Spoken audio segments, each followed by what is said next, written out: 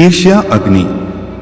बहुत समय पहले की बात है। एक नगर में राजा बाबू नाम का एक सेठ रहता था। धर्म की ओर उसकी बहुत रुचि थी। कितने ही मंदिर उसने बनवाए। एक पाठशाला बनवाई जिसमें विद्वान सन्यासी पढ़ते थे।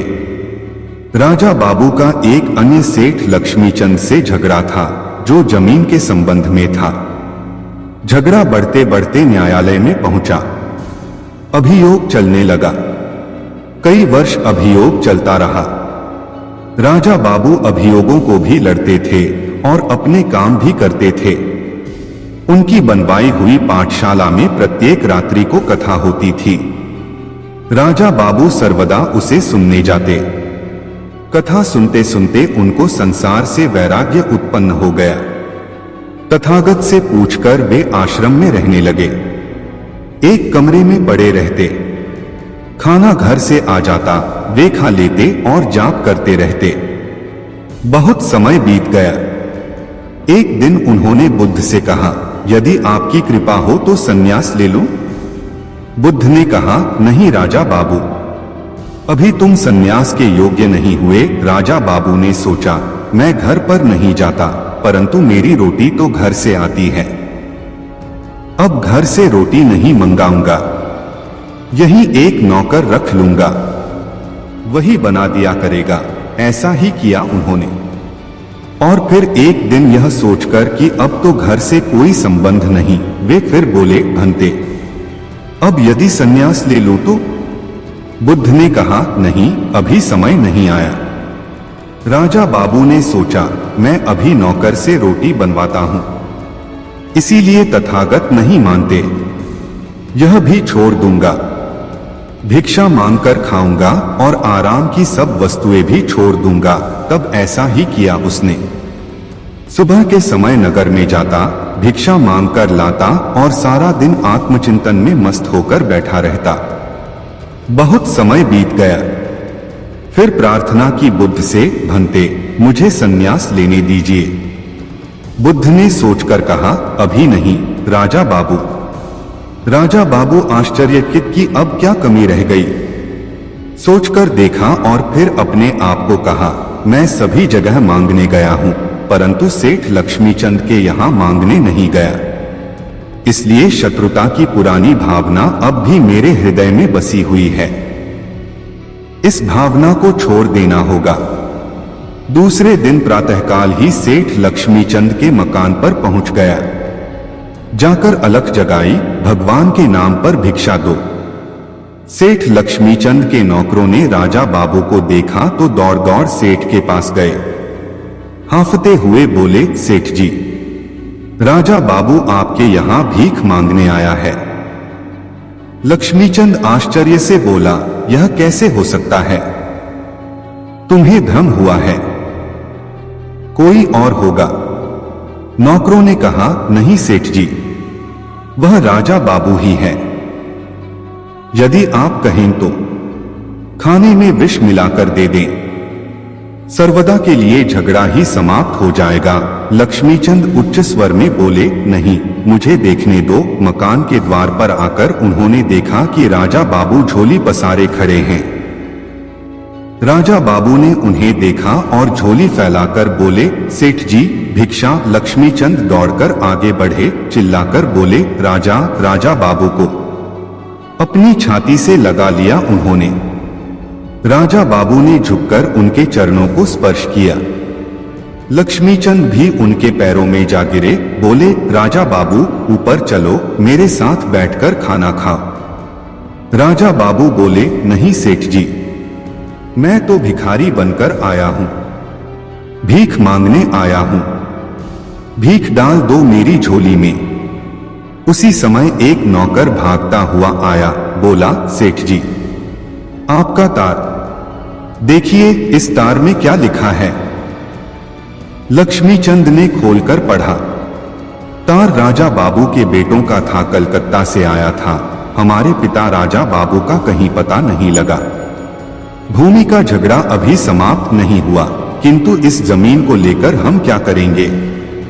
इस तार द्वारा हम भूमि से अपना अधिकार वापस लेते हैं। हमारे पिताजी नहीं हैं, आप कृपा करके हमारे पिता बनिए, हमें अपने संरक्षण में ले लीजिए। लक्ष्मीचंद रोते हुए बोले, नहीं, ऐसा नहीं होगा। उन्हें लिखो कि भूमि उनकी है, मुझे नहीं चाहिए। मैं पिता बनकर उनकी रक्षा करूंगा। आज से वे केवल राजा बाबू के नहीं, मेरे भी बेटे हुए। इसके बाद राजा बाबू भिक्षा लेकर मुड़े तो देखा सामने बुद्ध खड़े हैं, हाथ में गेरुआ वस्त्र लिए हुए। राजा बाबू को छाती से लगाकर बोले, अब तू सन्यासी बनने के योग्य हुआ राजा बाबू, अब ये कपड़े पहन। इस प्रकार जब तक मन के अंदर घृणा है तब तक सन्यासी होने का क्या लाभ। सन्यासी यदि बनना है तो मन से घृणा को निकाल दो, ईर्ष्या और वैर की भावना को दूर कर दो, तो फिर देखो आनंद और सुख मिलता है कि नहीं। साधना और साध्य। साधना और साध्य का अंतर समझाने के लिए गौतम बुद्ध एक आख्यान का सहारा लिया करते थे। उन्होंने अपने शिष्यों को यह कहानी अनेक बार सुनाई। एक गांव में कुछ लोग नदी पार करने के लिए नाव से उतरे। वे 8 लोग थे, परम बुद्धिमान, नितांत धार्मिक। किनारे पर उतरकर उन्होंने तय किया कि जिस नाव ने हमें नदी पार कराई है, भला हम उसे कैसे छोड़ सकते हैं। इसलिए उन्होंने कृतज्ञता ज्ञापन का एक अद्भुत तरीका खोज निकाला। उन्होंने कहा कि जिस नाव पर हम सवार थे, अब उचित होगा कि हम पर नाव सवार हो जाए। सो उन 8 बुद्धिमानों ने उस नाव को अपने सिर पर उठा लिया। नाव को सिर पर उठाए वे लोग बाजारों, सड़कों और गलियों से गुजरे। देखने वाले कहते कि हमने नाव पर तो बहुतों को सवार देखा है, लेकिन नाव को लोगों पर सवार कभी नहीं देखा। ये लोग कैसे सिरफिरे हैं जो नाव को सिर पर ढो रहे हैं। उन्होंने जवाब दिया कि तुम सब तो कृतघ्न हो, तुम्हें कृतज्ञता का क्या पता।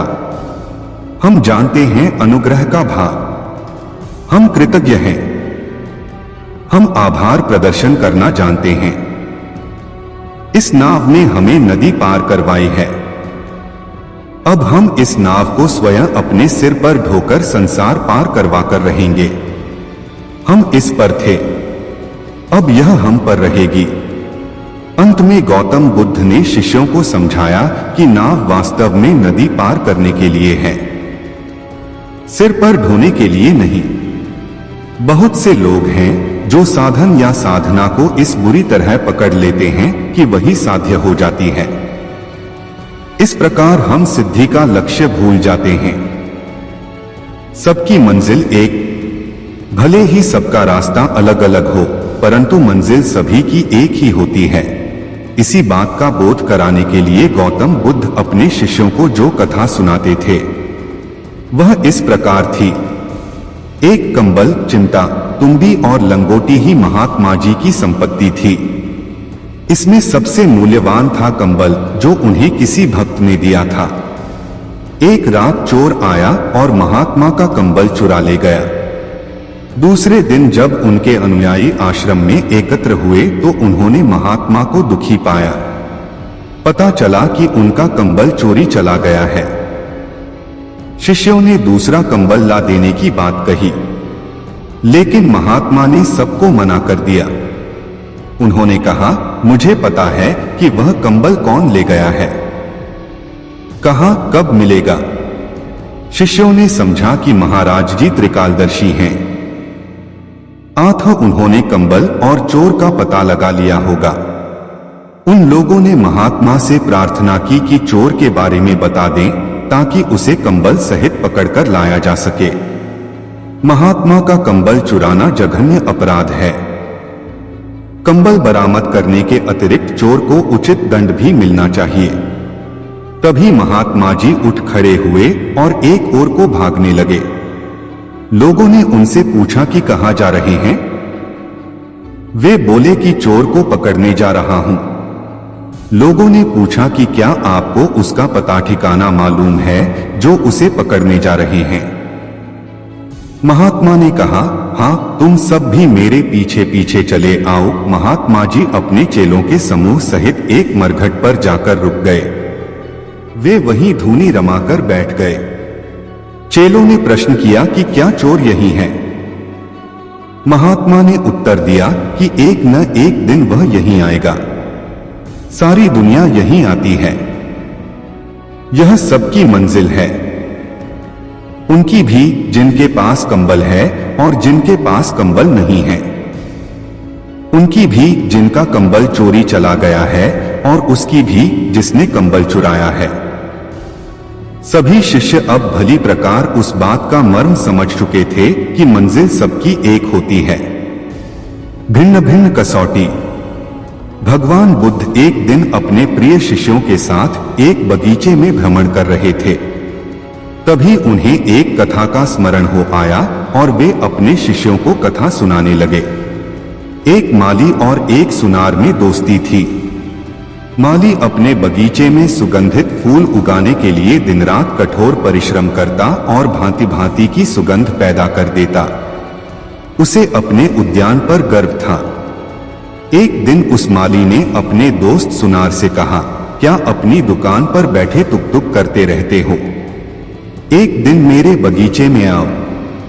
भांति भांति को सुगंधों का साक्षात्कार करोगे तो तबीयत बाग बाग हो जाएगी। सुनार बोला कि मेरे दोस्त हो, मैं जरूर आऊंगा। एक दिन वह बगीचे में पहुंच गया। उसके हाथ में सोने को कसने की कसौटी थी। वह एक एक फूल को अपनी कसौटी पर कसकर देखता और मुंह बिचकाकर दूसरे पौधे की ओर रुख कर देता। सुनार को बगीचे में मजा नहीं आया। माली को भी अच्छा नहीं लगा। उसने सोचा, मैंने किस पागल को निमंत्रण दिया। इसके बाद सुनार ने माली को अपनी दुकान पर आने का निमंत्रण दिया। माली ने आमंत्रण मंजूर कर लिया। वह अपने दोस्त सुनार की दुकान पर पहुंच गया। वह हर एक जेवर उठा उठाकर सूंघता और निराश होकर रख देता।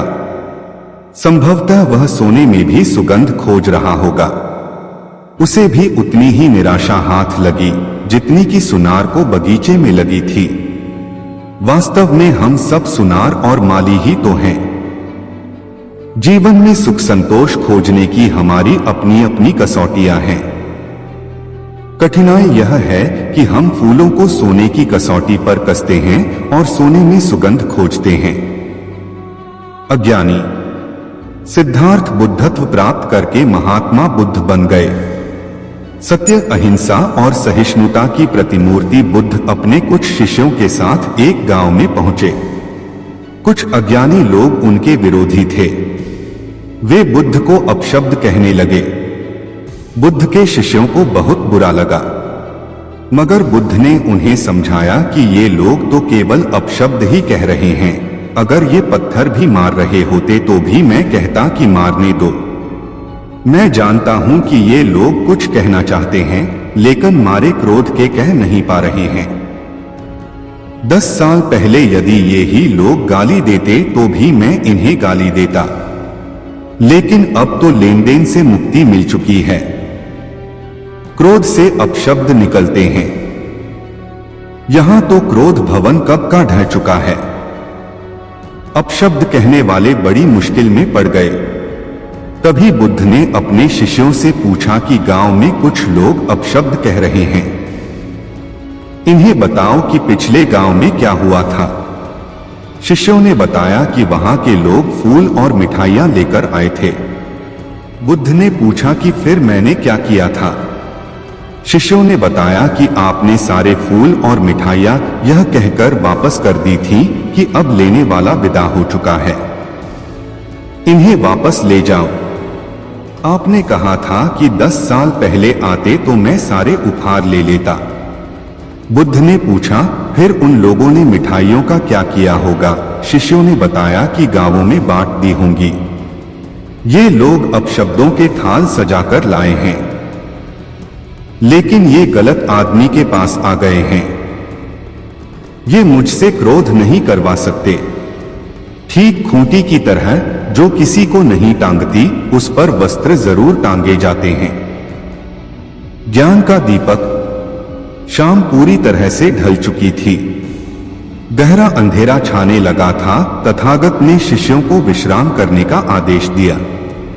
सभी शिष्यों ने बुद्ध के आदेश का पालन किया और विश्राम करने के लिए एक उचित स्थान का चयन कर लिया।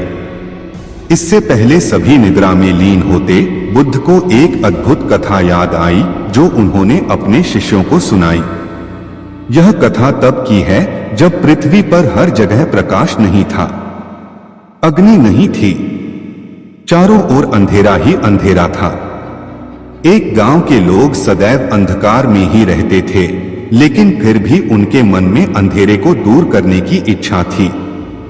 उन लोगों ने बहुत उपाय किए, मंत्र श्लोक पढ़े, बूढ़े साइनों से सलाह ली। जब सब बेकार चला गया तो एक दिन बैठकर अंधेरा भगाने की समस्या पर सामूहिक चर्चा की।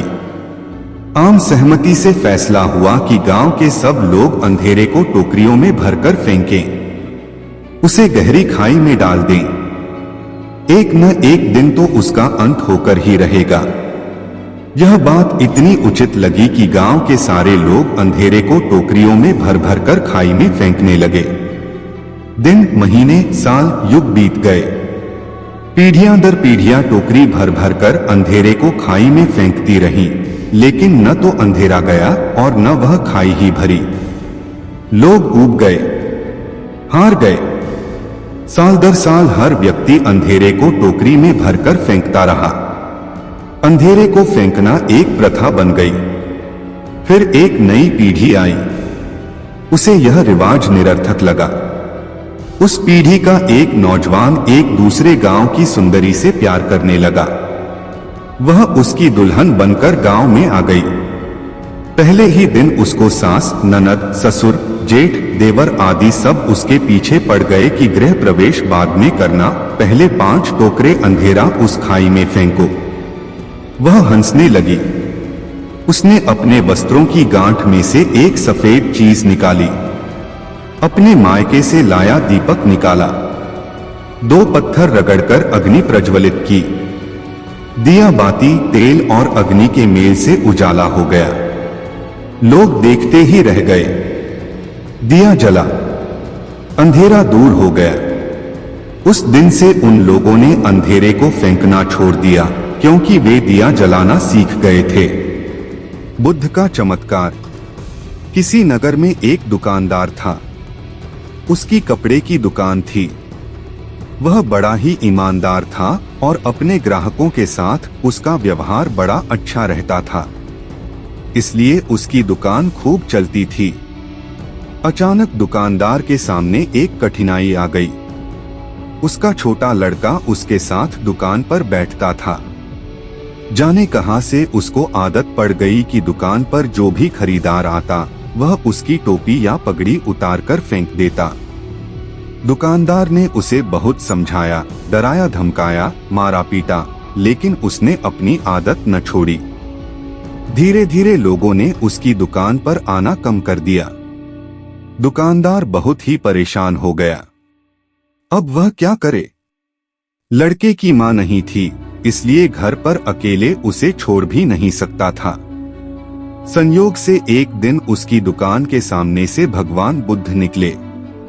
उसने अपनी परेशानी उन्हें बताई। तथागत, आप जैसे भी बने इस लड़के को ठीक कर दीजिए, मैं आपका बड़ा एहसान मानूंगा। बुद्ध ने सारी बात सुनकर कहा, मैं तुम्हारे लड़के को ठीक तो कर दूंगा, लेकिन एक शर्त है। दुकानदार ने पूछा, क्या? वे बोले, मैं या तुम्हारा बालक जो करे तुम उसमें रोक टोक नहीं करोगे। दुकानदार राजी हो गया। अगले दिन बुद्ध अपने सिर पर एक साफा बांधकर उसकी दुकान पर आए। लड़का तो ताक में था ही। जैसे ही बुद्ध बैठे कि वह उठा और उनका साफा उतारकर सड़क पर फेंक दिया। बुद्ध ने हंसकर कहा, शाबाश बेटे। उन्होंने उसे पुचकारा और कहा, जरा दौड़कर साफे को उठा तो लाना। लड़के ने छलांग लगाई और साफा उठाकर ले आया। बुद्ध ने कहा, मेरे सिर पर इसे बांध दो। लड़के ने उसे उल्टा सीधा करके सिर पर लपेट दिया। दूसरे दिन बुद्ध फिर उसकी दुकान पर आए। उनके सिर पर साफा था, पर वे दुकान के सामने एक लकड़ी और छोटी कुल्हाड़ी डाल आए थे। दुकान पर आते ही उन्होंने लड़के को अपने पास बुलाया और कहा, बेटा, उस कुल्हाड़ी को उठाकर जरा लकड़ी के टुकड़े कर देना। दुकानदार ने सुना तो वह बड़ा घबराया। कहने को हुआ कि महाराज, आप यह क्या करवा रहे हो? लड़का अपना पैर काट लेगा, पर वह कुछ न बोलने का वचन जो दे चुका था। लड़के ने कूदकर कुल्हाड़ी उठा ली और लकड़ी को काटने लगा। वह थोड़ी ही देर में थककर लौट आया और बुद्ध के पास बैठ गया। बुद्ध ने 7 दिन तक उससे कुछ न कुछ कराया। उसके बाद बच्चे की साफा उतारने की आदत एकदम छूट गई। दुकानदार चकित रह गया। उसने बुद्ध से कहा, तथागत, आपने यह क्या चमत्कार कर दिया? बुद्ध बोले, हम लोग दिन भर में बच्चे से 20 बार कहते हैं, यह मत कर, वह मत कर, लेकिन एक बार भी यह नहीं कहते कि यह कर। बालक कुछ करना चाहता है।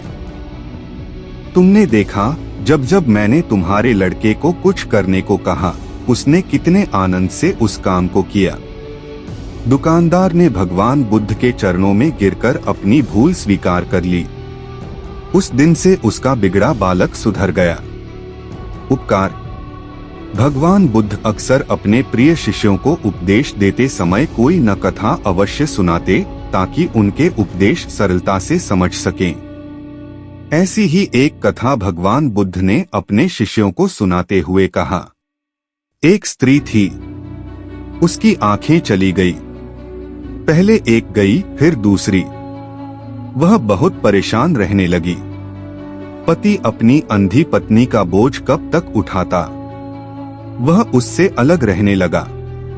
उसकी छोटी लड़की ने भी उससे मुंह मोड़ लिया। स्त्री हर काम के लिए पराश्रित थी, पर उसे कौन सहारा देता? ऐसी हालत में उसकी एक पुरानी सहेली उसके पास आकर रहने लगी, लेकिन उसका व्यवहार बड़ा अजीब था। वह स्त्री जब पानी मांगे तो एक बार पिला देती, दूसरी बार मांगने पर कह देती, मैं तुम्हारी नौकर नहीं हूँ, उठो घड़े से लेकर अपने आप पी लो। वह कपड़े मांगती तो एक बार दे देती, दूसरी बार मांगने पर कह देती, अलमारी में रखे हैं, जाओ अपने आप ले आओ। कभी उसका मन घूमने का होता तो एक बार साथ चली जाती, दूसरी बार जाने की बात आती तो कह देती, मुझे काम है, तुम अकेली घूम जाओ। अंधी स्त्री मन मसोसकर उठती और अपने काम करती। सच्चाई यह थी कि सहेली उसे कम प्यार नहीं करती थी और न ही काम से बचना चाहती थी। वह बार बार दया दिखाकर उसको सदा के लिए अपाहिज नहीं बनाना चाहती थी। धीरे धीरे वह स्त्री सब काम अपने आप करने लगी। उसे किसी के सहारे की जरूरत न रही। तब उसने समझा कि उसकी सहेली ने उसके ऊपर बहुत बड़ा उपकार किया है। फिर वह अंधों की एक संस्था में चली गई और वहां उसने जाने कितने असहाय भाई बहनों को अपने पैरों पर खड़ा होना सिखाया। जीने का मार्ग। समीप एक सांप रहता था। वह बड़ा ही तेज था। जो किसी गांव के समीप एक सांप रहता था, वह बड़ा ही तेज थाल को जान ले लेता। सारे गांव के लोग उससे तंग आ गए। वे उसे रात दिन कोसते। आखिरकार उन्होंने उस मार्ग से निकलना ही छोड़ दिया। गांव का वह हिस्सा उजाड़ सा हो गया। एक दिन महात्मा बुद्ध भ्रमण करते हुए उस गांव में आए। लोगों ने उस सांप के उत्पात की बात उन्हें बताई। गांव वालों की बात सुनकर बुद्ध सांप के पास गए और उसे समझाते हुए बोले, यह जन्म बार बार नहीं मिलता। ऐसा जीना किस काम का कि लोग गालियां दें? सांप ने पूछा, मैं क्या करूं? बुद्ध बोले, तुम हमला करना छोड़ दो, सबके साथ प्यार का व्यवहार करो। सांप ने उनकी बात मान ली। उस दिन से वह खुले मैदान में चुपचाप पड़ा रहता।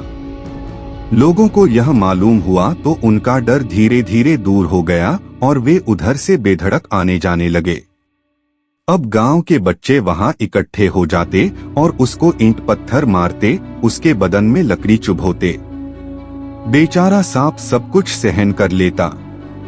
संयोग से एक दिन पुनः महात्मा उधर से निकले। उसकी बुरी हालत देखकर वे चकित रह गए। उन्होंने पूछा, अरे तुम्हें यह क्या हो गया? सांप ने सारा हाल कह सुनाया। सुनकर बुद्ध बोले, भाई मैंने तुझे काटने से रोका था, लेकिन फुफकारने से तो मना नहीं किया। जो अपने तेज को प्रकट नहीं करता उसे कोई जीने नहीं देता है। सांप अब भगवान बुद्ध की बात समझ चुका था, असली बात समझी। उस दिन से उसने फुफकारना शुरू कर दिया। उसकी फुफकार सुनते ही बच्चे दूर भाग जाते। अब उन्होंने उसे सताना छोड़ दिया। सांप काटना पहले ही छोड़ चुका था, इसलिए लोगों ने उससे डरना भी बंद कर दिया था। अब वे सभी चैन से रहने लगे। बुराई की जड़। किसी नगर में एक व्यक्ति रहता था। उसके आंगन में एक पौधा उग आया। कुछ दिनों बाद वह पौधा बड़ा हो गया और उस पर फल लगे। एक दिन एक फल पककर नीचे गिरा। उसे एक कुत्ते ने मुंह में दबा लिया। देखते देखते कुत्ते के प्राण निकल गए।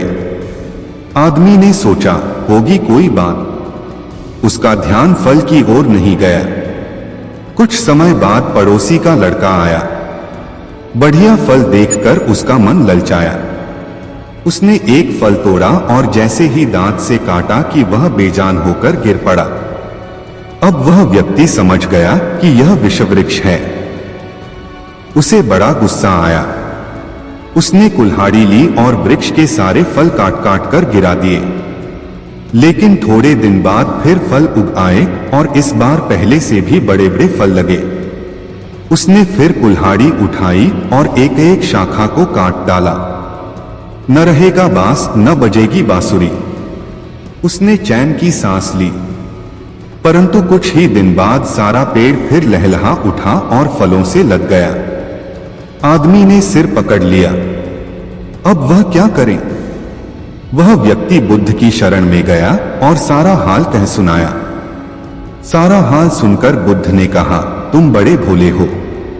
तुमने फल तोड़े, शाखाएं काटी, पर यह नहीं सोचा कि जब तक जड़ रहेगी, पेड़ रहेगा, तब तक फल आते रहेंगे। तुम चाहते हो कि इस बला से छुटकारा मिले तो इसकी जड़ को काटो। उस व्यक्ति को बोध हुआ। तब उसने समझा कि बुराई की ऊपरी काट छांट से वह नहीं मिट तो उसकी जड़ काटनी चाहिए।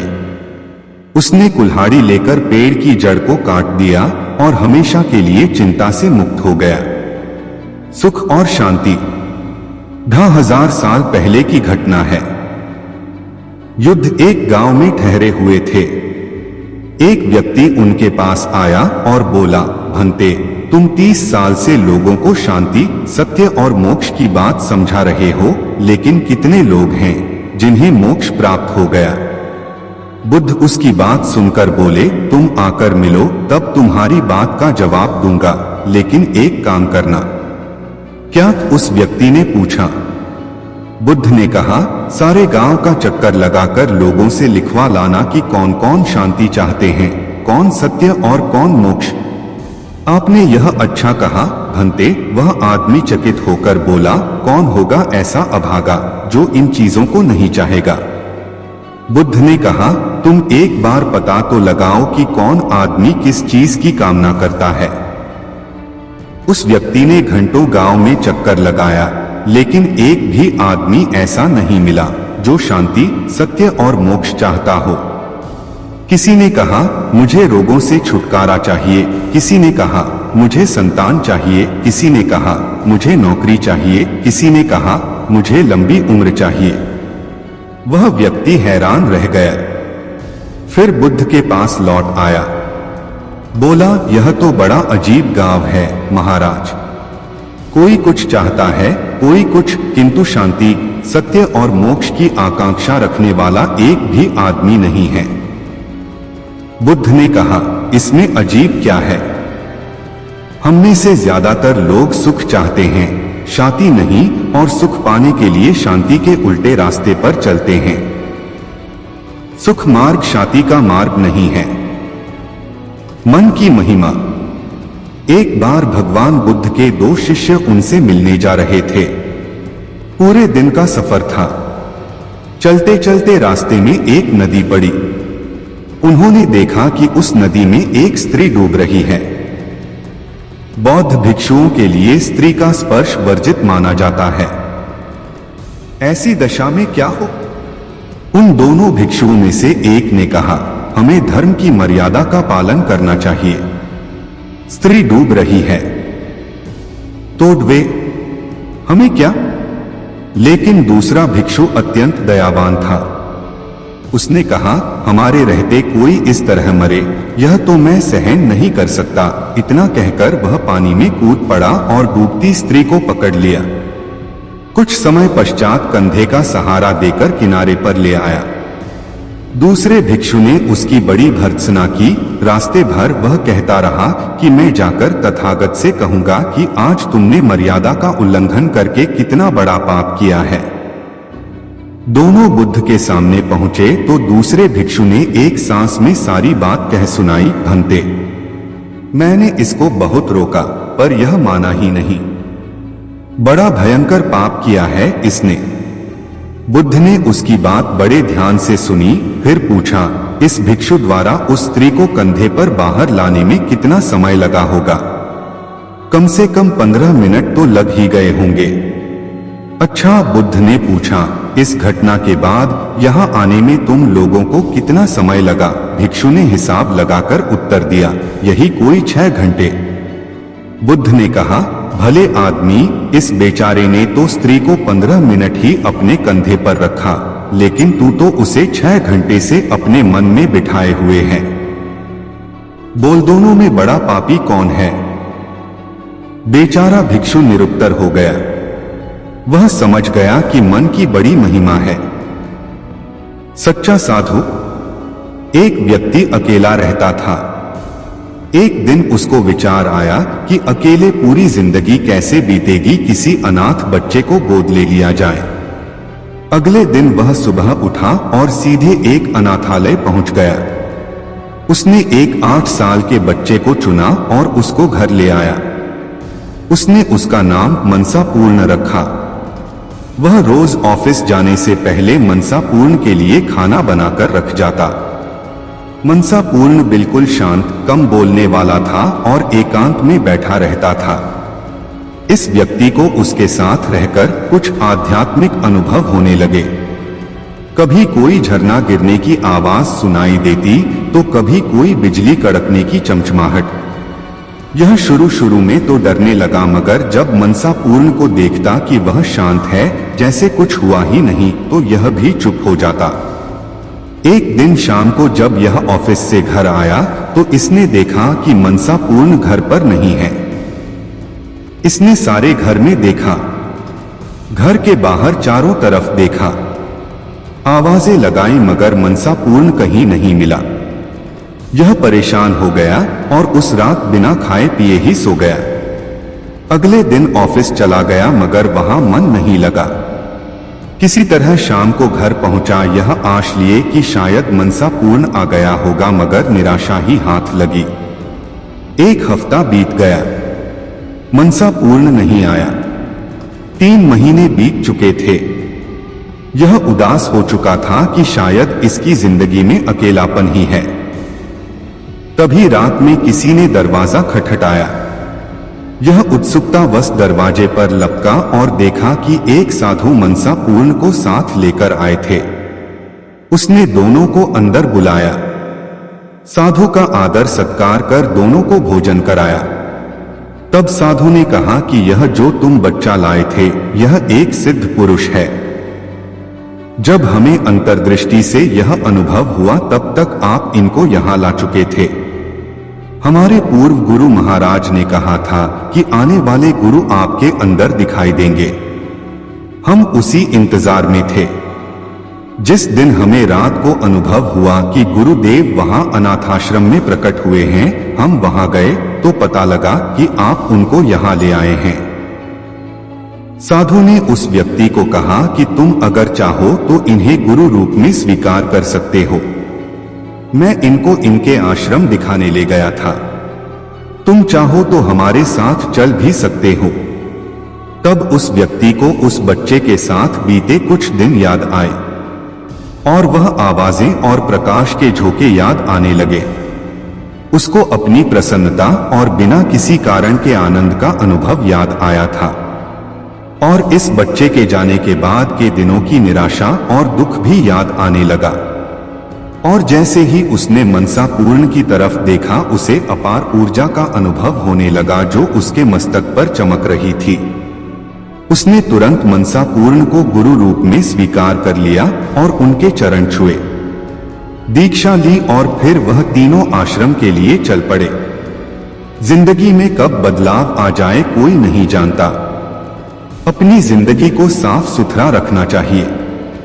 किसी भी समय आपके ऊपर किसी बुद्ध पुरुष की कृपा हो सकती है और पूरा जीवन बदल जाता है।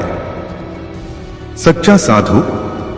एक दिन एक शिष्य भगवान बुद्ध के पास गया, प्रणाम निवेदन करके बोला, भंते, मैं देश में घूमना चाहता हूं, आपके आशीर्वाद का अभिलाषी। बुद्ध ने कहा, देश में अच्छे व बुरे दोनों प्रकार के लोग हैं। बुरे लोग तुम्हारी निंदा करेंगे और गालियां देंगे, तुम्हें कैसा लगेगा? शिष्य ने उत्तर दिया, मैं समझेंगा कि वे बड़े भले हैं क्योंकि उन्होंने मुझ पर धूल नहीं फेंको। बुद्ध ने कहा, यदि कुछ लोगों ने धूल भी फेंक दी और थप्पड़ भी मार दिया तो? शिष्य ने कहा, मैं उन्हें भी भला ही मानूंगा क्योंकि उन्होंने थप्पड़ ही तो मारा, डंडा तो नहीं मारा। यदि कोई डंडा मार दे तो भी मैं उसे बुरा नहीं मानूंगा क्योंकि उसने हथियार से तो नहीं मारा, शिष्य ने जवाब दिया। बुद्ध ने आगे कहा, देश में डाकू मिल सकते हैं, हो सकता है जो हथियारों से तुम्हारी खबर लें। तो क्या हुआ? शिष्य ने कहा, मैं उन्हें दयालु ही समझूंगा क्योंकि उन्होंने मुझे जीवित छोड़ दिया। बुद्ध ने कहा, वे तुम्हें मार भी तो सकते हैं। शिष्य बोला, इसके लिए मैं उनका एहसान मानूंगा। यह संसार दुख स्वरूप है, बहुत दिन जीने से दुख ही दुख देखना पड़ता है, पर आत्महत्या करना महापाप है। यदि कोई दूसरा मार दे तो उसका उपकार ही होगा। शिष्य के उत्तर सुनकर भगवान बुद्ध को बड़ा हर्ष हुआ। उन्होंने कहा, सच्चा साधु वही है जो किसी भी अवस्था में किसी को बुरा नहीं मानता, जो दूसरों की बुराई नहीं देखता, दूसरों को अच्छा ही समझता है, वही परिव्राजक होने के योग्य है। तुम जाओ और देश में खूब घूमो, पसीने की कमाई। एक नगर में एक गरीब ब्राह्मण अपनी पत्नी के साथ रहता था। वो भिक्षा मांगकर अपना जीवन गुजारता और भगवान की पूजा में लगा रहता था। वह उतनी ही भिक्षा मांगता जिससे उसके और उसके परिवार का पेट भर सके। उस नगर का राजा बहुत धनवान और ब्राह्मणों का आदर करने वाला था। राजा किसी भी ब्राह्मण को अपने महल से खाली हाथ नहीं जाने देता था। दूर दूर से ब्राह्मण राजा के पास आते और मुमांगा दान लेकर आशीर्वाद देते हुए चले जाते। एक दिन ब्राह्मण की पत्नी ने ब्राह्मण से कहा कि दूर दूर के ब्राह्मण राजा से मनचाहा दान लेकर चले जाते हैं और तुम यहाँ के यहाँ एक दिन भी राजा के पास नहीं गए। जन्म भर कंगाली कहाँ तक झेलूं? आज तुम जाओ और राजा से कुछ मांग कर लाओ।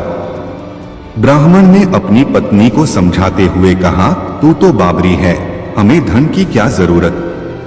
हमें इतना तो मिल ही जाता है जिससे हम अपना पेट भर सकें, और राजा का धन अच्छा नहीं होता, वो हमें नहीं लेना चाहिए। ब्राह्मण की पत्नी जिद पर अड़ गई और बोली, मैं तुम्हारी एक भी बात सुनने वाली नहीं हूं। कब तक हम कंगाली में जीते रहेंगे? तुम तो रोज माला लेकर बैठ जाते हो। अपने बच्चों को क्या खिलाएं और क्या पहनाएं? जब बच्चे दूसरे बच्चों को पहनते, ओढ़ते और खाते पीते देखते हैं तो उनका मन भी ललचाता है। आज तुम राजा के पास जाओ। राजा बहुत भला व्यक्ति है, वो हमें जरूर मुंह मांगा दान देगा। मजबूर होकर ब्राह्मण राजा के महल की ओर चल दिया, पर राजा उस समय महल में नहीं था। ब्राह्मण को वापस लौटना पड़ा। दूसरे दिन ब्राह्मण की पत्नी ने ब्राह्मण को फिर से महल भेजा, परंतु राजा फिर से महल में नहीं मिला। तीसरे दिन राजा महल में मिल गया और उसने ब्राह्मण का स्वागत किया और उसे आसन पर बैठाया और 2 दिन न मिल पाने के लिए क्षमा भी मांगी। राजा ने कहा, मैं आपकी क्या सेवा कर सकता हूं? ब्राह्मण ने कहा, जो मैं मांगू वो आप दे सकेंगे। राजा ने कहा, हाँ हाँ कहिए, मैं आपकी क्या सेवा कर सकता हूँ? ब्राह्मण ने निवेदन दिया, महाराज मैं कुछ और नहीं चाहता, बस आप मुझे अपनी पसीने की कमाई से 4 पैसे दान में दे दीजिए। ब्राह्मण की बात सुनकर राजा चौंक गया और सोचने लगा, खजाने में बहुत सारा धन पड़ा है, पर मेरी मेहनत की एक कौड़ी भी नहीं है। राजा ने ब्राह्मण से कहा, आप मुझे 1 दिन का समय दे, मैं कल आपको आपका मुंह मांगा दान दे दूंगा। ब्राह्मण को जब खाली हाथ देखा तो पत्नी बोली, क्या हुआ? राजा ने कुछ नहीं दिया। ब्राह्मण बोला, राजा ने कल देने के लिए कहा है। ब्राह्मण की पत्नी सोचने लगी, शायद इन्होंने बहुत सारा धन मांगा होगा और राजा को इसकी व्यवस्था करने में समय लग रहा होगा, इसीलिए कल बुलाया है। दूसरी ओर राजा ने अपने राजसी कपड़े बदलकर फटे पुराने कपड़े पहने और मजदूर जैसा भेष बना लिया। जब राजा की पत्नी ने देखा और कारण पूछा तो राजा ने सब कुछ बताया। रानी बोली, मैं भी आपके साथ चलूंगी। राजा के हाँ कहने पर रानी भी पुरानी साड़ी पहनकर आ गई। इस प्रकार राजा रानी मजदूरी की तलाश में शहर निकले। लुहारों के मोहल्ले में जाकर राजा ने आवाज लगाई, किसी को मजदूर चाहिए मजदूर। आखिर एक लुहार ने उन्हें बुला लिया जो पहिए पर हाल चढ़ाने की तैयारी कर रहा था। उसने राजा से कहा, देखो तुम्हें पहले खलात धौंकनी पड़ेगी और जब आग आ जाए उसके बाद घन पीटना होगा। फिर रानी की ओर देखकर कहा, तुम्हें कुएं से पानी लेकर होदी भरनी पड़ेगी और कोयले वाले घर से कोयला लेकर भट्टी में डालना होगा। तुम दोनों को दिन भर में 2-2 आने मिलेंगे। अगर काम पसंद हो तो बोलो, नहीं तो अपना रास्ता नापो। राजा रानी लुहार के बताए काम को करने लगे। राजा खलात धौंकने लगा पर उससे काम ठीक से नहीं हो पा रहा था। लौहार नाराज होकर राजा को ठीक से काम करने के लिए कहता। राजा जैसे तैसे अपना काम करने लगा। रानी भी कुएं से पानी भरकर लाने लगी। रानी के हाथ में फफोले पड़ गए। किसी तरह बड़ी कठिनाइयों से उसने पानी का हौज भरा। उसके बाद रानी कोयला लाकर भट्टी में डालने लगी। कोयल भरने से रानी के गोर हाथ और कपड़े काले हो गए। भट्टी में आग आने पर लुहार ने 5 भट्टी में से निकालकर पहिए पर जमाई और एक धन अपने हाथ में लेकर और एक राजा के हाथ में देकर कहा, देखो बारी बारी से धन इस पर पटकना। हाथ इधर उधर न होने पाए। राजा जोर जोर से धन पटकने लगा, लेकिन उसका निशाना ठीक नहीं बैठना था। कभी धन हाल पर गिरता तो कभी पहिए पर। मजदूरों का यह हाल देखकर लुहारिन बड़बड़ाती हुई आई और लुहार से कहने लगी, तुमने कहां से यह नौसिखिए मजदूर काम पर लगाए हैं? इनसे काम नहीं होगा। यह सस्ते मजदूर तुम्हारा सब काम बिगाड़ देंगे। राजा रानी उन दोनों की फटकार सुनने सुनने अपना काम मन लगाकर करते रहे। घन पटकते पटकते राजा का शरीर पसीन से तर हो गया और जोर जोर से सांस चलने लगी। रानी भी पानी भरते भरते और कोयला झोंकते झोंकते थककर चूर हो गई। दोनों ने पूरे दिन बहुत मेहनत की। लुहार ने राजा रानी को 2-2 पैसे दिए, जिसे वो बड़ी खुशी खुशी लेकर महल आ गए। आज उन्हें पता चला कि मेहनत की कमाई कैसी होती है। राजा ने 4 पैसे अलग रख दिए और अगले दिन ब्राह्मण को बुलाकर उसे दे दिए। ब्राह्मण राजा को आशीर्वाद देकर घर लौटा और ब्राह्मणी से कहा, लो मैं राजा के यहाँ से दक्षिणा ले आया हूँ। ब्राह्मणी खुश होकर दौड़ती हुई आई, पर जब उसने 4 पैसे देखे तो वो ठिठक कर रह गई और उन्हें दूर फेंक किया। वो जल भुनकर ब्राह्मण से बोली, तुम जैसे दरिद्र से राजा के यहाँ जाकर भी कुछ न मांगा गया, शर्म भी नहीं आती, कहकर रूठ कर चली गई और बहुत देर तक बड़बड़ करती रही। ब्राह्मण ने उन 4 पैसों का उठाकर तुलसी घर के पास रख दिए और सोचा जब ब्राह्मणी शांत हो जाएगी तो जरूरत पड़ने पर उठा लेगी। परंतु कई दिनों तक पैसे वही रखे रहे और फूल बेलपत्र ऊपर से गिरकर मिट्टी में दब गए। ब्राह्मण और ब्राह्मणी दोनों ही उन सिक्कों के बारे में भूल गए। कुछ दिनों बाद तुलसी घर में 4 पौधे उगे। चारों पौधे बहुत सुंदर थे। यह देख ब्राह्मणी रोज उनमें पानी डाल देती। 4 महीने बाद वो पौधे बड़े हो गए और उनमें फूल लगने लगे। फूल सूखने पर इनसे मोती झड़ने लगे। ब्राह्मण और ब्राह्मणी ने कभी मोती नहीं देखे थे, वो समझे कि कोई बीज है। हर रोज कई फूल झड़ते और बहुत मोती पूरे तुलसी घर में बिखर जाते। ब्राह्मणी उन मोतियों को समेट कर घर के एक कोने में डाल देती। इस तरह वहां मोतियों का ढेर लग गया। एक दिन एक सब्जी वाली आई। ब्राह्मणी को सब्जी लेनी थी पर उसके पास पैसे नहीं थे। उसने सब्जी वाली से कहा, क्या तुम इन चमकदार बीजों के बदले सब्जी दे सकती हो? सब्जी वाली ने देखा तो वो पहचान गई कि ये तो मोती हैं। उसने खुशी खुशी ब्राह्मणी को उन मोतियों के बदले उसकी मनपसंद सब्जी दे दी। अब से हर रोज ऐसा होने लगा। ब्राह्मणी और सब्जी वाली दोनों खुश थे। सब्जी वाली यह सोचकर खुश थी कि मुझे 1 पैसे की तरकारी के बदले हजारों का माल मिलता है, और ब्राह्मणी यह सोचकर खुश थी कि इस बीजों के बदले सब्जी मिल जाती है। इस प्रकार कई महीने बीत गए। उधर राजमहल में कई राजहंस थे जो मोती चुगते थे। राजा का यह नियम था, जब राजहंस मोती चुग लेते थे उसके बाद ही राजा और उसका परिवार भोजन करता था। एक समय बाद राजा का सारा धन उन मोतियों और दान देने में खर्च हो गया। अब राजा को मोती खरीदने के पैसे तक नहीं बचे। यह खबर पूरे नगर में फैल गई। पसीने की कमाई। एक दिन बुद्ध भ्रमण करते हुए एक गांव में जा पहुंचे। उनका नाम सुनकर एक सेठ उनके पास आया। महात्मा बुद्ध के लिए तरह तरह के स्वादिष्ट भोजन का थाल लाया था। बुद्ध ने थाल की ओर देखा और खाना खाने से इनकार कर दिया। इतने में एक लुहार वहां आया। वह जौ की 2 रूखी रोटियां लाया था। बुद्ध ने वे रोटियां ले ली और बड़े आनंद के साथ खाने लगे। सेठ ने आश्चर्य से बुद्ध की ओर देखा। उसे बड़ा बुरा लगा। कहां वह, कहां लुहार, कहां उसका लाया भोजन और कहां लुहार की 2 मोटी मोटी रोटियां। जब बुद्ध भोजन कर रहे थे तो सेठ से न रहा गया। उसने कहा, महाराज, यह कहां का न्याय है कि मैं पहले खाना लाया और इतना बढ़िया लाया, पर आपने उसे लेने से इनकार कर दिया और इस लुहार की रूखी रोटियों को प्रेम से खा रहे हैं।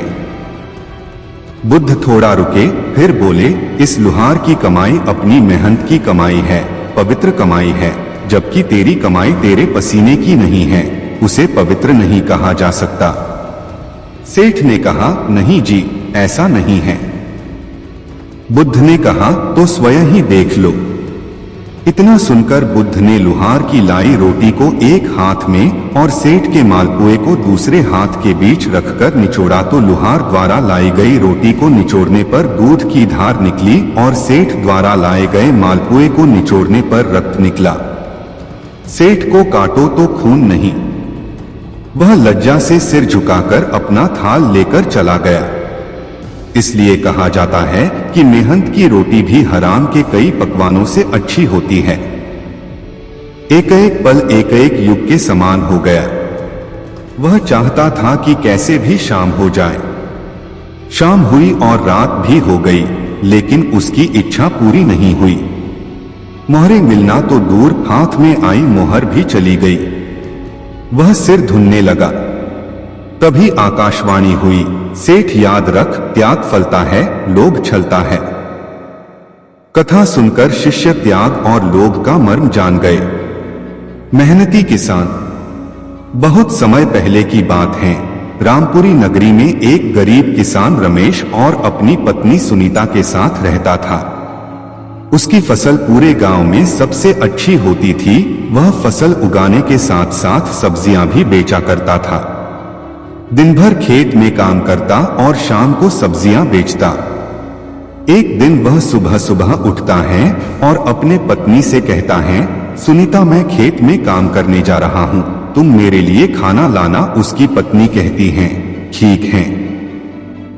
वह अपने खेत में काम करने के लिए चला जाता है। खेत में काम कर ही रहा था, तभी उसे दो आदमी अपनी मेड़ पर आते हुए दिखाई देते हैं। वह उस गांव के जमींदार थे। रमेश के पास आकर जमींदार जी बोलते हैं, मैंने सुना है कि तुम पूरे गांव में सबसे अच्छी फसल उगाते हो, क्या तुम अपनी फसल मुझे बेचोगे? मैं तुम्हारी फसल को अच्छे दामों पर लूंगा। किसान रमेश बोलता है, क्यों नहीं मालिक, यह तो मेरी खुशी की बात है जो मैं अपना अनाज आपको अच्छे दाम पर बेचूं। जमींदार जी बोलते हैं, ठीक है, फसल पक जाने पर हमारे कुछ आदमी आकर तुम्हारे फसल को काटकर तुम्हारे घर पहुंचा देंगे। रमेश कहता है, ठीक है मालिक। कुछ देर बीते ही थे कि उसकी पत्नी रमेश के पास खाना लेकर आती है। रमेश खुशी से बोलता है, अभी थोड़ी देर पहले जमींदार साहब आए थे, उनको हमारी फसल चाहिए, वह हमें अपनी फसल की अच्छी कीमत देंगे। यह सुनकर सुनीता बहुत खुश होती हैं। दोनों साथ काम कर घर चले जाते हैं। रमेश अपने खेत में कड़ी मेहनत कर अच्छी फसल उगाता है। उसकी फसल सोने जैसे चमक रही थी। यह देखकर वह बहुत खुश होता है, क्योंकि इस बार उसे फसल की अच्छे दाम मिलेंगे। फसल पककर तैयार हो जाती है।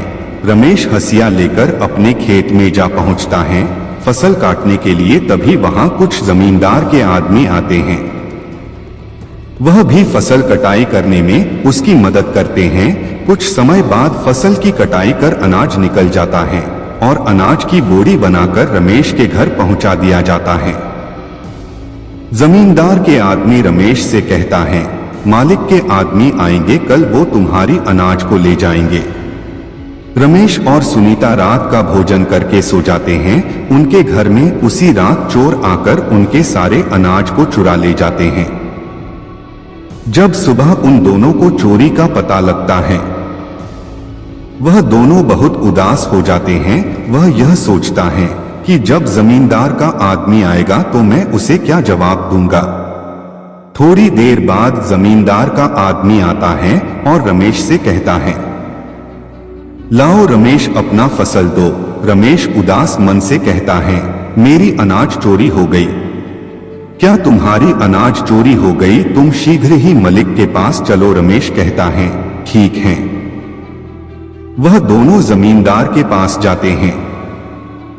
जमींदार साहब, मेरी अनाज किसी ने रात को चोरी कर ली। जमींदार बोलता है, तुम अधिक पैसों के लालच में अपनी अनाज किसी और को तो नहीं बेच दी? रमेश कहता है, नहीं मालिक, मैं ऐसा करके इस गांव से कहां जाऊंगा। अगर मैं ऐसा करूंगा तो कभी ना कभी आपको यह बात अवश्य ही पता चलेगी। जमींदार कहते हैं, ठीक है रमेश, कोई बात नहीं, तुम मुझे अगली बार अपनी अनाज बेच देना। रमेश उदास मन से अपने घर वापस लौट जाता है। रमेश अब शाम को सब्जियां बेचने जाता। सब्जियां बेचकर वह अपने घर का खर्च चलता। रात का भोजन करते समय सुनीता बोलती हैं, सब्जियां बेचकर हमारा गुजारा नहीं हो सकता, हमें कोई और रास्ता सोचना होगा। रमेश आचार का टुकड़ा खाने के लिए उठाता है। तभी उसे एक उपाय सोचता है। वह सुनीता से कहता है, क्यों ना मैं आचार बेचने का काम शुरू करूं और तुम आचार भी अच्छा बनाती हो। सुनीता आचार बनाने में जुट जाती है और रमेश उन आचार को बाजार में बेचने जाता है। उस दिन आचार की बिक्री काफी अच्छी होती है। वह घर आकर अपनी पत्नी से कहता है, हमें आचार की मात्रा और बढ़ानी होगी, लोग तुम्हारे आचार को बेहद ही पसंद कर रहे हैं। सुनीता और अधिक आचार बनती हैं। रमेश उसे बाजार में बेचता। ऐसा करते करते वह एक आचार की दुकान खोल लेता है। अब सारे गांव के लोग उसके दुकान पर आचार खरीदने आते। बुद्ध की सिखावन। भगवान बुद्ध की धर्मसभा में एक व्यक्ति प्रतिदिन जाया करता था और उनके प्रवचन सुना करता था। उसका यह क्रम 1 महीने तक चला, लेकिन उसके जीवन पर इसका कोई प्रभाव नहीं पड़ा। बुद्ध बार बार समझाते थे, लोभ, द्वेष और मोह पाप के मूल हैं। इन्हें त्यागो, पर वह बेचारा इन बुराइयों से बचना तो दूर, इनमें और फंसता ही जा रहा था। बुद्ध कहते थे, क्रोध करने वाले पर जो क्रोध करता है उससे उसका ही अहित होता है, पर जो क्रोध का जवाब क्रोध से नहीं देता वह एक भारी युद्ध जीत लेता है। हैरान होकर वह बुद्ध के पास गया और उन्हें प्रणाम निवेदन करके बोला, भते, 1 महीने से मैं आपके प्रवचन सुन रहा हूं, लेकिन मुझ पर उनका जरा भी असर नहीं पड़ा। बुद्ध ने मुस्कुराकर उसकी ओर देखा और कहा, अच्छा, कहाँ के रहने वाले हो? श्रावस्ती का। यहाँ राजगृह से श्रावस्ती कितनी दूर है? उसने बता दिया। कैसे जाते हो वहां? सवारी से। कितना समय लगता है? इतना, उसने हिसाब लगाकर बता दिया। ठीक, अब यह बताओ, यहां बैठे बैठे राजगृह पहुंच गए, यह कैसे हो सकता है? वहां पहुंचने के लिए तो चलना होगा। बुद्ध ने बड़े प्यार से कहा, तुमने सही कहा, चलने पर ही मंजिल पर पहुंचा जा सकता है। इसी तरह अच्छी बातों पर असर तभी पड़ता है जब उन पर अमल किया जाए। उपदेश का मोल। गौतम बुद्ध एकांत स्थान पर बैठकर साधना में लीन थे। कुछ देर के पश्चात उन्होंने अपनी आंखें खोली तो अपने प्रिय शिष्यों को सामने पाया। सभी शिष्य गौतम बुद्ध से कुछ जानने के लिए आतुर थे। एक शिष्य ने आगे बढ़कर कहा, भंते, हम जानना चाहते हैं कि उपदेशों का वास्तविक मोल क्या होता है। शिष्यों को संबोधित करते हुए भगवान बुद्ध बोले, यह आवश्यक नहीं कि कोई भी साधु संत पूर्ण व्याख्या करके ही उपदेश दे, बल्कि वह किसी भी कार्य अथवा इशारे मात्र से भी उपदेश का महत्व समझा सकता है। इसी विषय में मैं तुम्हें एक कथा सुनाता हूं, सुनो। किसी नगर में एक सेठ रहता था। उसके पास अपार धन था। उसका व्यापार दूर दूर तक फैला हुआ था। एक दिन एक साधु उसके दरवाजे पर भिक्षा मांगने के लिए आया। सेठ ने उसे भिक्षा दे दी। भिक्षा लेकर जब साधु जाने लगा तो सेठ ने उसे रोककर कहा, महाराज, मुझे कुछ उपदेश तो देते जाइए। साधु ने उसकी ओर देखा और बोला, हफ्ते भर बाद आज ही के दिन मैं फिर आऊंगा, तब उपदेश दूंगा। अपने वादे के अनुसार अगले हफ्ते साधु आया। सेठ तो उसकी राह ही देख रहा था।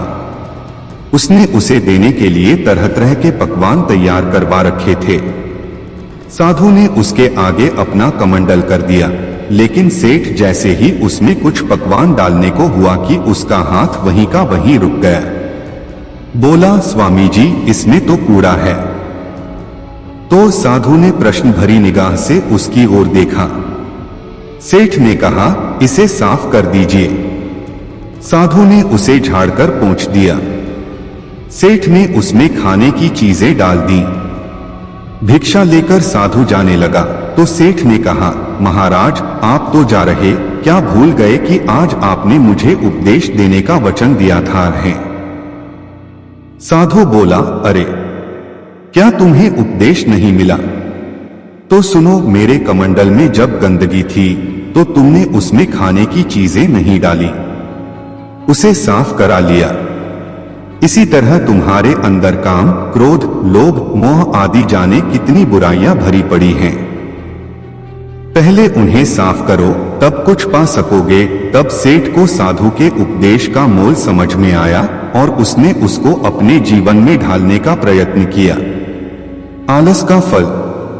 गौतम तम बुद्ध के प्रिय शिष्यों में एक ऐसा भी था जो बहुत आलसी था, परंतु वे उसे भी उतना ही स्नेह करते जितना अन्य शिष्यों को।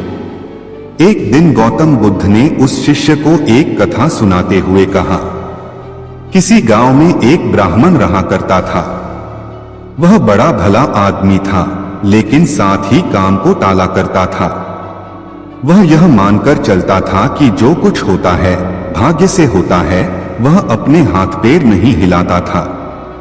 वह बहुत आलसी था। एक दिन एक साधु उसके घर आया। ब्राह्मण और उसकी घरवाली ने उसका खूब आदर सत्कार किया। साधु ने चलते समय खुश होकर ब्राह्मण से कहा, तुम बहुत गरीब हो, लो मैं तुम्हें पारस पथरी देता हूं। 7 दिन के बाद मैं आऊंगा और इसे ले जाऊंगा। इस बीच तुम जितना सोना बनाना चाहो बना लेना। ब्राह्मण ने पथरी ले ली। साधु चला गया। उसके जाने के पश्चात ब्राह्मण ने घर में लोहा खोजा। उसे बहुत थोड़ा लोहा मिला। वह उसी को सोना बनाकर बेच आया और कुछ सामान खरीद लाया। अगले दिन स्त्री के बहुत जोर देने पर लोहा खरीदने बाजार में गया तो लोहा कुछ महंगा था।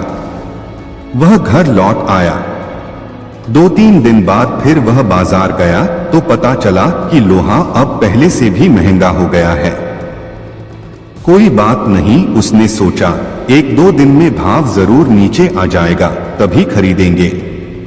किंतु लोहा सस्ता नहीं हुआ और दिन बीतते गए।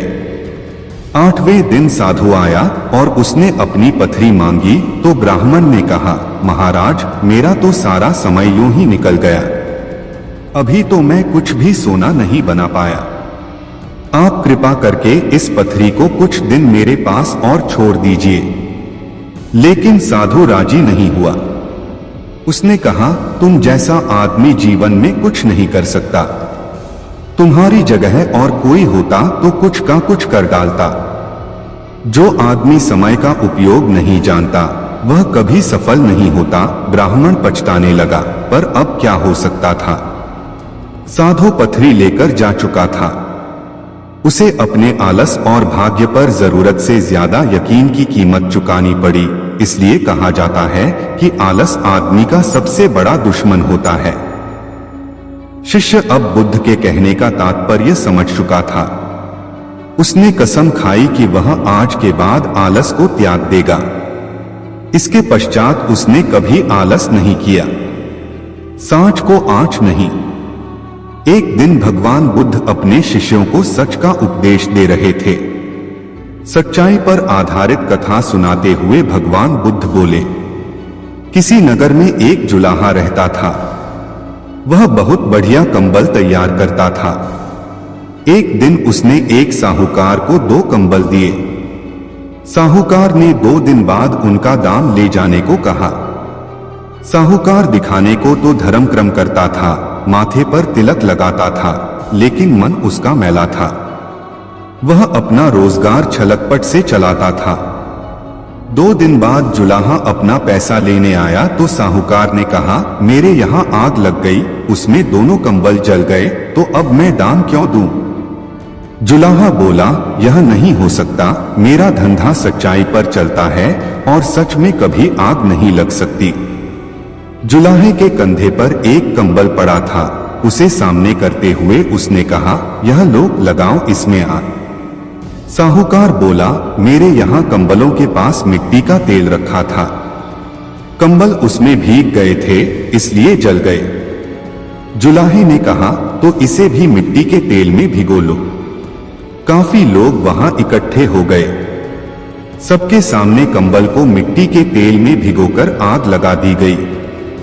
लोगों ने देखा कि तेल जल गया, लेकिन कंबल जैसा था वैसा बना रहा। जुलाहे ने कहा, याद रखो, सांच को आंच नहीं। साहूकार ने लज्जा से सिर झुका लिया और जुलाहे के पैसे चुका दिए। सच ही कहा है कि जिसके साथ सच होता है उसका साथ तो भगवान भी नहीं छोड़ता।